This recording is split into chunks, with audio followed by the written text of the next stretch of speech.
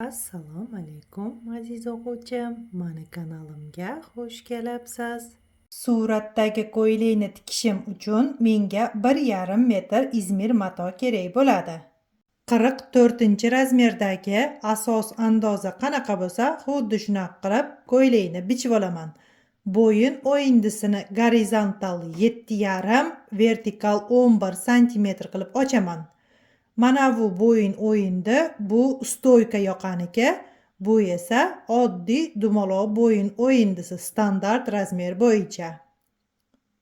44-razmerdagi orqa asos andoza qanaqa bo'lsa, xuddi shunaqa qilib matoga qo'yib, ko'ylakni orqa qismini bichib olaman. Bo'yin o'yindisi gorizontal 8, vertikal 3 qilib kesib olaman. 44-razmerdagi yengni andozasini olib, o'rtasidan to'g'ri chiziq chizaman. Keyin uni yana 2 ga bo'laman.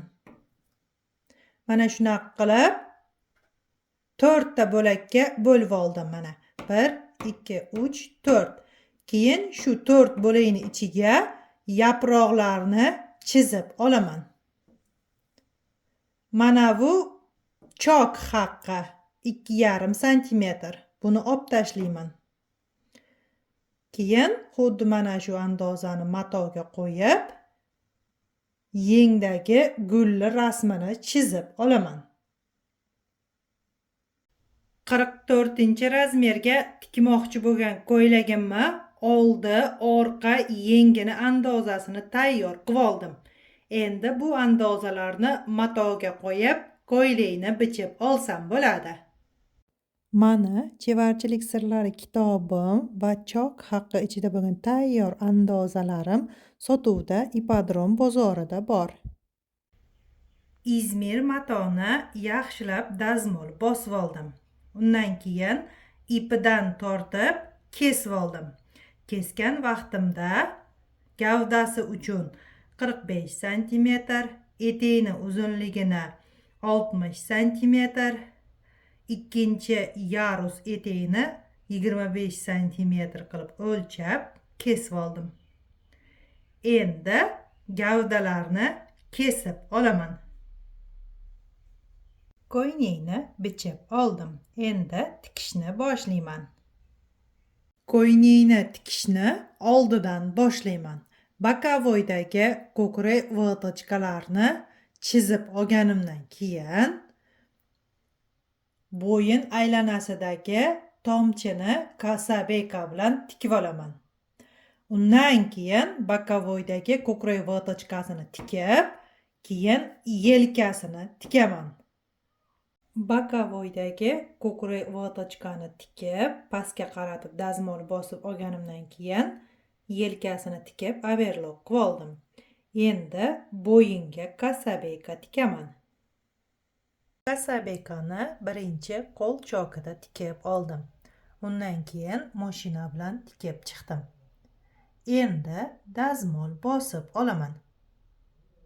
Kasabekani dazmollab olganimdan keyin bokovoyni tikib overlock qilib dazmol bosib oldim.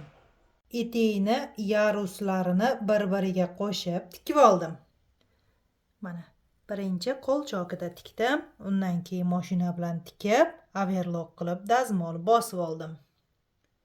Shunday qilib gavdaga tikishga tayyor qilib oldim.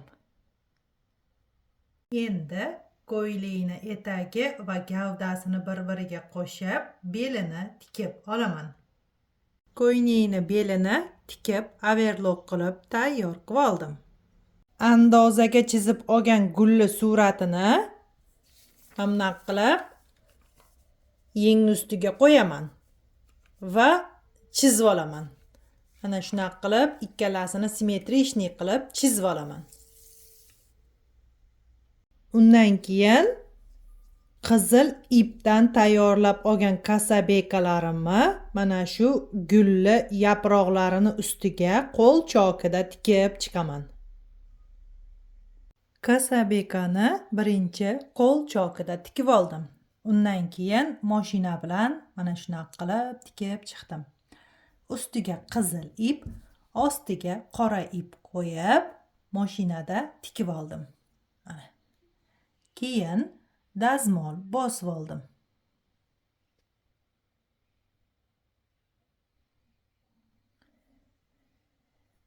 Endi gulni bandini tikaman. Gulni bandini mana shunaqa qilib qo'l chokida tikib oldim-da. Endi buni yengni o'rtasiga qo'yib mashinada tikib olaman. Gulli g'unchasini mashinada tikib, dazmol bosib, tayyor qilib oldim. Shunday qilib, endi bu yengni bemalol gavdaga tiksam bo'ladi.